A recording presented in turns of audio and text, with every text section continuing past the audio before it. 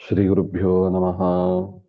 ಹರಿಕಥಾಮೃತ ಸಾರ ಗುರುಗಳ ಕರುಣದಿಂದ ಪಣಿತು ಪೇಳುವೆ ಪರಮ ಭಗವತ್ ಭಕ್ತರಿದನಾಧರಣಿ ಕೇಳುವುದು.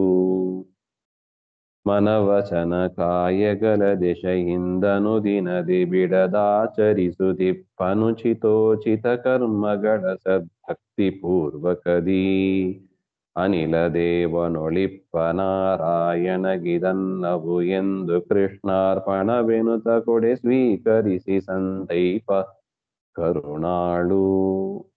ಮನವಚನ ಕಾಯಗಳ ದೆಸೆಯಿಂದ ಅಂದ್ರೆ ನಮ್ಮ ಮನಸ್ಸಿನಿಂದ, ನಮ್ಮ ಮಾತುಗಳಿಂದ ಮತ್ತು ನಮ್ಮ ಶರೀರದಿಂದ. ಕ್ರಿಯೆಗಳು ಮೂರರಿಂದ ಆಗ್ತದೆ ಮನುಷ್ಯರಲ್ಲಿ ಅಥವಾ ಯಾವ ಪ್ರಾಣಿಗಳಾದ್ರೂ ಸರಿ.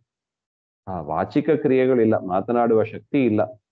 ಅವುಗಳಿಗೆ ಮನಸ್ಸಿನಿಂದ ಕ್ರಿಯೆಗಳಾಗ್ತದೆ, ಶರೀರದಿಂದ ಕ್ರಿಯೆಗಳಾಗ್ತದೆ. ಆದರೆ ಮನುಷ್ಯರಿಗೆ ಮಾತ್ರ ವಿಲಕ್ಷಣ ನೋಡಿ.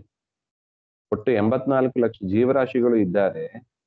ಅದರಲ್ಲಿ 7,83,999 ರಾಶಿಗಳಿಗೆ ಏನಿಲ್ಲ, ಜೀವರಾಶಿಗಳಿಗೆ ಮಾತನಾಡುವ ಶಕ್ತಿನೇ ಇಲ್ಲ.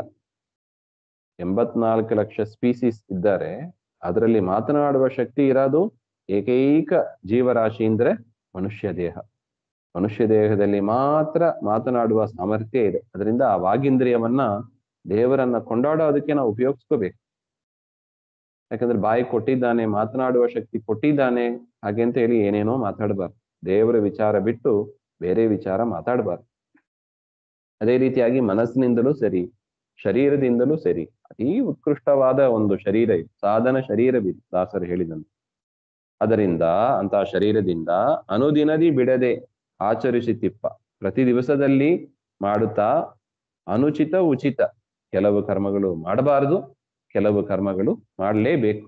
ನಿಷಿದ್ಧ ಕರ್ಮಗಳು, ಶಾಸ್ತ್ರದಲ್ಲಿ ಯಾವುದನ್ನ ಮಾಡಬೇಡ ಅಂತ ಹೇಳಿದ್ದಾರೆ ಅದನ್ನ ಮಾಡಬಾರದು, ಯಾವುದನ್ನ ಮಾಡು ಅಂತ ಹೇಳಿದ್ದಾರೆ ಅದನ್ನ ತಪ್ಪದೆ ಸಕಾಲಕ್ಕೆ ಮಾಡಬೇಕು. ಅಂತಹ ಕರ್ಮಗಳನ್ನ ಮಾಡಿ ಸದ್ಭಕ್ತಿ ಪೂರ್ವಕದಿ, ಭಕ್ತಿಯಿಂದ ಅನಿಲ ದೇವನೊಳಿಪ್ಪ ನಾರಾಯಣನಿಗೆ, ಅಂದರೆ ಭಾರತೀಯ ರಮಣ ಮುಖ್ಯ ಪ್ರಾಣಾಂತರ್ಗತ ಲಕ್ಷ್ಮೀನಾರಾಯಣ ದೇವರಿಗೆ ಇದು ಅನ್ನ.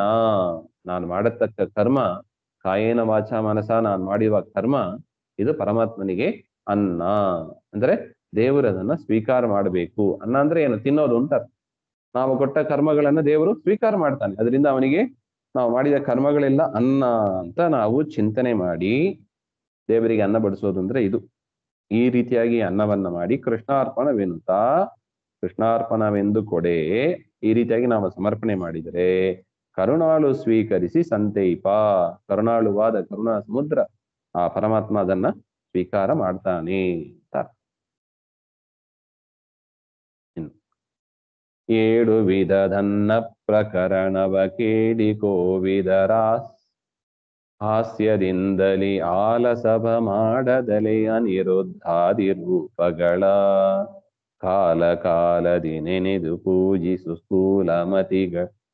ಸ್ಥೂಲಮತಿಗಳಿಗಿದನು ಪೇಡದೆ ಶ್ರೀಲಕುಮಿ ವಲ್ಲಭನೆ ಅನ್ನದನ್ನ ಅನ್ನದನು. 7 ವಿಧವಾದ ಅನ್ನ, ಅನ್ನ ಪ್ರಕರಣವ, ಈ ಅನ್ನ ಪ್ರಕಾರಗಳನ್ನು ಕೋವಿದರ ಹಾಸ್ಯದಿಂದಲಿ, ಜ್ಞಾನಿಗಳ ಮುಖದಿಂದ ಕೇಳಿ ತಿಳಿದು, ಅದು ಯಾವ್ದು 7 ವಿಧವಾದ ಅನ್ನ ಉಪನಿಷತ್ತಿನಲ್ಲಿ ಬರುವ ವಿಚಾರ.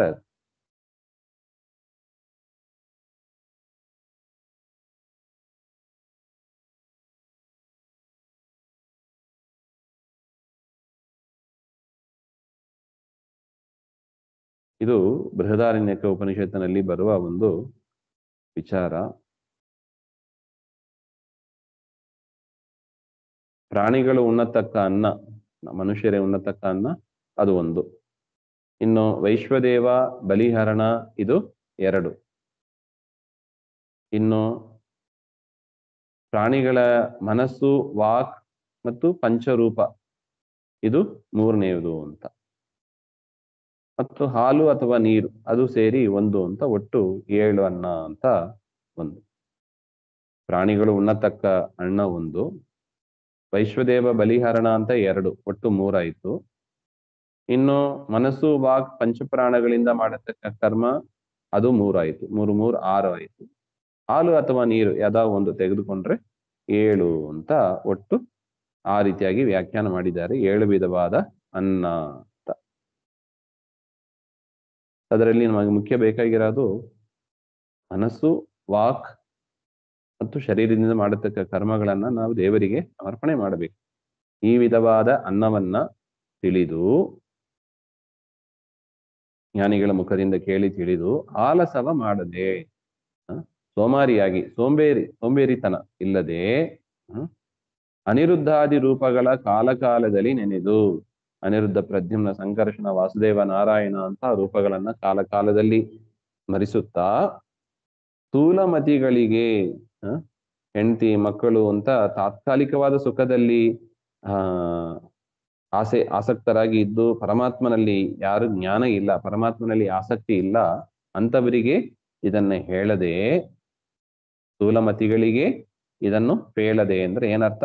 ಯಾರು ಬರೀ ಲೌಕಿಕ ಸುಖ, ಆಫೀಸು ಕೆಲಸ ಇತ್ಯಾದಿಗಳಲ್ಲೇ ಮುಳುಗಿರ್ತಾರೆ, ಅವರಿಗೆ ವಿಚಾರವನ್ನ ಹೇಳಕ್ ಹೋಗಬೇಡಿ. ಯಾಕೆ ಹೇಳಿದ್ರೆ ಅವರು ಕೇಳಲ್ಲ, ತಿದ್ದುಕೋ ಅಂದ್ರೆ ತಿದ್ದುಕೊಳ್ಳಲ್ಲ ಅವರು. ಅದರಿಂದ ಅವರಿಗೆ ಹೇಳಿ ಸುಮ್ಮನೆ ವ್ಯರ್ಥ, ಕಾಲ ವ್ಯರ್ಥ. ಅದನ್ನ ಮಾಡದೆ ಯಾರು ಆಸಕ್ತರಿದ್ದಾರೆ, ಯಾರು ಹೇಳಿ ಅಂತ ಬಂದು ಕೇಳ್ತಾರ ನೋಡಿ, ಅವರಿಗೆ ಹೇಳಬೇಕು. ನಮಗೆ ಉಪದೇಶ ಮಾಡಿ ಅಂತವರಿಗೆ ಇಲ್ಲ ಅಂತ ಹೇಳಬಾರ್ದು. ಯಾರು ಯೋಗ್ಯರಾಗಿ ಉಪದೇಶ ಮಾಡಿ ಅಂತ ಕೇಳ್ತಾರೆ, ನಮಗೆ ತಿಳಿಸಿಕೊಡಿ ಅಂತ ಕೇಳ್ತಾರೆ, ಅವರಿಗೆ ಇದನ್ನ ಹೇಳ್ತಾ, ಶ್ರೀಲಕ್ಷ್ಮಿ ವಲ್ಲಭನೇ ಅನ್ನಾದ, ಲಕ್ಷ್ಮೀಪತಿಯಾದ ಪರಮಾತ್ಮನೇ ಅನ್ನಾದ ಅಂದ್ರೆ ಭೋಕ್ತೃವಲ್ಲಿ ಇದ್ದು ಅನ್ನವನ್ನ ಸ್ವೀಕಾರ ಮಾಡ್ತಾನೆ. ಹಾಗೆ ಬ್ರಾಹ್ಮಣರನ್ನ ಕರೆಸಿರ್ತೀವಿ, ಅವರಲ್ಲಿ ಇದ್ದು ಪರಮಾತ್ಮನೇ ಅನ್ನವನ್ನ ಸ್ವೀಕಾರ ಮಾಡ್ತಾನೆ ಹಾಗೆ ಅಂತ ತಿಳಿಬೇಕು. ಮತ್ತು ಅನ್ನ, ಆ ಪರಮಾತ್ಮನೇ ಅನ್ನಾದ, ಅನ್ನವನ್ನು ಸ್ವೀಕಾರ ಮಾಡ್ತಾನೆ. ಮತ್ತು ಅನ್ನ, ಅವನೇ ಅನ್ನವಾಗಿಯೂ ಇದ್ದಾನೆ. ಅನ್ನವೂ ಅವನೇ, ಅನ್ನವನ್ನ ತಿನ್ನುವವನು ಅವನೇ. ಅನ್ನದನು, ಅನ್ನವನ್ನು ಕೊಡುವವನು ಅವನೇ. ನೋಡಿ, ಅನ್ನವನ್ನ ನಮಗ್ ಕೊಡ್ಬೇಕು. ಫಸ್ಟ್ ಅನ್ನ ಇರಬೇಕು, ಅನ್ನ ರೂಪದಲ್ಲಿ ದೇವರಿದ್ದಾನೆ, ಅದನ್ನ ನಮಗೆ ಕೊಡಬೇಕು. ನಮಗೆ ಅನ್ನ ಕೊಡುವವನು ಅವನೇ. ನಾವೇನ್ ಮಾಡ್ತೀವಿ? ಅವನು ಕೊಟ್ಟ ಅನ್ನವನ್ನ ಬ್ರಾಹ್ಮಣರಿಗೆ ಕೊಡ್ತೀವಿ, ಅವರ ಒಳಗೆ ಇದ್ದು ಸ್ವೀಕಾರ ಮಾಡುವವನು ಅನ್ನಾದ, ಅದು ಕೂಡ ಅವನೇ. ಈ ರೀತಿಯಾಗಿ ಮೂರು ಕೂಡ ದೇವರು, ಅನ್ನಾದ, ಅನ್ನ, ಅನ್ನದ, ಮೂರು ಕೂಡ ಪರಮಾತ್ಮನೇ ಅಂತ ತಿಳಿದು ಪೂಜೆಯನ್ನು ಮಾಡು ಅಂತ ಅದರ ಅಭಿಪ್ರಾಯ.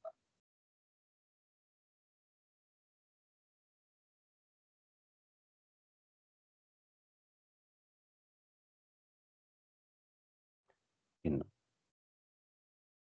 ಎಂದರಿತು ಸಪ್ತಾನ್ನಗಳ ದೈನಂದಿನದಿ ಮರೆಯದೆ ಸದಾ ಗೋವಿಂದ ಕರ್ಪಿಸು ನಿರ್ಭಯದಿ ಮಹಾಯಜ್ಞವಿದು ಎಂದು ಇಂದಿರೇಶನು ಸ್ವೀಕರಿಸಿ ದಯದಿಂದ ಬೇಡಿಸಿ ಕೊಳದೆ ತವ ಕರಿ ತಂದು ಕೊಡುವನು ಪರಮ ಮಂಗಳ ತನ್ನ ದಾಸರಿಗೆ. ಎಂದರಿದು, ಈ ರೀತಿಯಾಗಿ ಸಪ್ತಾನ್ನಗಳನ್ನ ತಿಳಿದು ದೈನಂದಿನದಿ ಮರೆಯದೆ, ಪ್ರತಿ ದಿವಸವೂ ಕೂಡ ಮರೆಯದೆ, ಸದಾ ನಿರ್ಭಯದಿ, ಯಾವ ಸಂಶಯವೂ ಭಯವೂ ಇಲ್ಲದೆ, ಮಹಾಯಜ್ಞವಿದು ಎಂದು, ಇದೇ ದೊಡ್ಡ ಯಜ್ಞ. ನಾವು ಮಾಡೋದು ಏನು ವಾಜಪೇಯಿ ಯಾಗ, ಅಶ್ವಮೇಧ ಯಾಗ ಅದೆಲ್ಲ ನಮಗೆ ಯೋಗ್ಯವೂ ಅಲ್ಲ, ದೊಡ್ಡವರು ಮಾಡತಕ್ಕದ್ದು. ಈ ಸಾಮಾನ್ಯ ಒಂದು ಯಜ್ಞ, ಏನು 7 ಯಜ್ಞ ಹೇಳಿದ್ರು, ಅದನ್ನ ಮಾಡ್ತಾ ಗೋವಿಂದ ಗರ್ಪಿಸು, ಗೋವಿಂದನಿಗೆ ವೈಶ್ವದೇವ ಬಲಿಹರಣ, ಅದಕ್ಕೆ ಮಾಡಬೇಕು ಅಂತ ಹೇಳೋದು.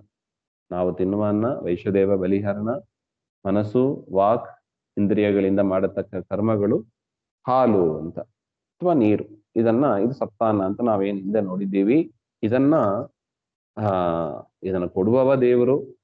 ಇದನ್ನ ನಾವು ಬ್ರಾಹ್ಮಣರಿಗೆ ಅದನ್ನ ಸಮರ್ಪಣೆ ಮಾಡಿ ಬ್ರಾಹ್ಮಣರ ಒಳಗಿದ್ದು ಅದನ್ನ ಸ್ವೀಕಾರ ಮಾಡುವವನು ದೇವರು. ಅದರಿಂದ ದೇವರಿಗೆ, ಬ್ರಾಹ್ಮಣರಿಗೆ ಸಮರ್ಪಣೆ ಮಾಡದೆ ನಾವು ಸ್ವೀಕಾರ ಮಾಡಬಾರದು ಅಂತ. ಅತಿಥಿ ಸತ್ಕಾರ, ನಮ್ಮಲ್ಲಿ ದೇವರ ಪೂಜೆ ಆಗಬೇಕು, ವಿಶ್ವದೇವ ಬಲಿಹರಣ ಆಗಬೇಕು, ಗುರುಗಳಿಗೆ ಹಸ್ತೋದಕ ಆಗಬೇಕು, ಬ್ರಾಹ್ಮಣರಿಗೆ ಕೊಡಬೇಕು, ಮಿಕ್ಕಿದ್ದು ನಾವು ಊಟ ಮಾಡಬೇಕು ಅಂತ. ಪ್ರತಿ ದಿವಸ ನಾವು ಮಾಡದೇ ಇದ್ರು ಕೂಡ ಹಬ್ಬ ಹಾಡಿ ದಿವಸ ನಾವು ಇದನ್ನೇ ಅಳವಡಿಸ್ತಾ ಇದ್ದೀವಿ ನೋಡಿ. ಏನೇ ಒಂದು ಮದುವೆ ಸಂದರ್ಭ ಆಗಲಿ ಅಥವಾ ಮನೆಯಲ್ಲಿ ಏನಾದ್ರು ಅನಂತ ಪದ್ಮನಾಭ ವ್ರತ ಆಗಲಿ, ಇದನ್ನೇ ಮಾಡೋದು ನಾವು. ಶ್ರಾದ್ದಾದಿಗಳು ಆಗಲಿ ಈ ಕ್ರಮದಲ್ಲೇ ಮಾಡೋದು. ಅದನ್ನ ಪ್ರತಿ ದಿವಸ ಮಾಡ್ಬೇಕು ಅಂತಾರೆ. ಮಾಡಿ ಅದನ್ನ ಗೋವಿಂದಗೆ ಅರ್ಪಿಸು ಮಾಡಿದರೆ ಇಂದಿರೇಶನು ದಯದಿಂದ ಸ್ವೀಕರಿಸಿ. ಇಂದಿರೇಶ, ಇಂದ್ರಿಯ ಅಂದ್ರೆ ಲಕ್ಷ್ಮೀಪತಿಯಾದ ಪರಮಾತ್ಮ ದಯದಿಂದ, ಕರುಣೆಯಿಂದ ನಾವು ಕೊಟ್ಟ ಆ 7 ಅನ್ನವನ್ನು ಕೂಡ ಸ್ವೀಕರಿಸಿ ಬೇಡಿಸಿಕೊಳ್ಳದೆ ನಾವು ಮುಕ್ತಿಯನ್ನು ಕೊಡುವಂತ ದೇವರಲ್ಲಿ ಬೇಡಬೇಕಾಗಿಲ್ಲ, ಪ್ರಾರ್ಥನೆ ಮಾಡಬೇಕಾಗಿಲ್ಲ. ಪ್ರಾರ್ಥನೆ ಮಾಡದೇ ಇದ್ದರೂ ತವಕದಿ ತನ್ನ ದಾಸರಿಗೆ ಪರಮ ಮಂಗಳವ ತಂದು ಕೊಡುವನು. ತವಕದಿಂದ ತನ್ನ ಭಕ್ತರಿಗೆ ಕೂಡಲೇ ಪರಮ ಮಂಗಳ, ಪರಮಾನಂದಕರವಾದ ಸ್ವರೂಪಾನಂದವನ್ನು ಕೊಡತಕ್ಕ ಮೋಕ್ಷವನ್ನ ಕೊಡ್ತಾನೆ ಅಂತ. ಅದರಿಂದ ಸೇಫ್ ರೂಟ್ ನೋಡಿ. ದೇವ್ರು ಹೇಳಿದ್ದನ್ನ ಮಾಡಿಬಿಟ್ರೆ ನಮಗ್ ತಲೆಬಿಸಿ ಇಲ್ಲ. ನಮ್ ತಲೆಗೆ ಬಂದಂತೆ ಮಾಡಿದರೆ ತಲೆಬಿಸಿ. ಅದು ಸರಿನೋ ತಪ್ಪೋ, ಇದರಿಂದ ನಮಗೆ ಒಳ್ಳೇದಾಗ್ತದೋ ಇಲ್ಲವೋ, 1000 ಪ್ರಶ್ನೆಗಳು ಬರುತ್ತದೆ. ಈಗ ಸ್ಕೂಲಲ್ಲಿ ನೋಡಿ ಹಾಗೆ, ಟೀಚರ್ ಹೇಳಿದ್ದನ್ನು ಮಾಡಿಬಿಟ್ರೆ, ಅವರು ಹೇಳಿದ ಕೆಲಸ ಮಾಡಿಬಿಟ್ರೆ ಟೀಚರಿಗೆ ಸಂತೋಷ ಅಷ್ಟೆ, ಮಾರ್ಕ್ಸ್ ಕೊಟ್ಟೇ ಬಿಡ್ತಾರೆ. ನಮ್ಮ ಪರೀಕ್ಷೆಯಲ್ಲೂ ಅಷ್ಟೇ, ಅವ್ರು ಕೇಳಿದ ಪ್ರಶ್ನೆಗೆ ನಾವು ಉತ್ತರ ಕೊಟ್ಬಿಟ್ರೆ ಮಾರ್ಕ್ಸ್ ಕೊಟ್ಟು ಬಿಡ್ತಾರೆ. ನಮ್ಗೆ ಗೊತ್ತಿದ್ದೆಲ್ಲ ನಾವು ಬರಿತಾ ಕೂತಿದ್ರೆ ಅವ್ರು ಕೇಳಿದ್ದಾರೋ ಬಿಡ್ತಾರೋ, ಅದನ್ನ ಹಂಗ್ ಮಾಡಬಾರ್ದು. ಅದೇ ರೀತಿಯಾಗಿ ದೇವರು ಏನು ಹೇಳಿದ್ದಾನೋ ಅದನ್ನು ತಿಳ್ಕೊಂಡು ಅದನ್ನ ಮಾಡಿ ದೇವರಿಗೆ ಸಮರ್ಪಣೆ ಮಾಡಿಬಿಟ್ರೆ ಟೀಚರ್ ಇದ್ದಾಗೆ ದೇವರು ಸಂತೋಷ ಪಡ್ತಾನೆ, ಕೊಟ್ಟು ನಮಗೆ ಅನುಗ್ರಹವನ್ನು ಮಾಡ್ತಾನೆ ಅಂತ ಒಟ್ಟು ವಿಚಾರ. ಮುಂದಿನದ್ದು ಮತ್ತೆ ನೋಡೋಣ. ಶ್ರೀಮಧ್ವಾಂತರ್ಗತ ಶ್ರೀಕೃಷ್ಣ ಅರ್ಪಣ.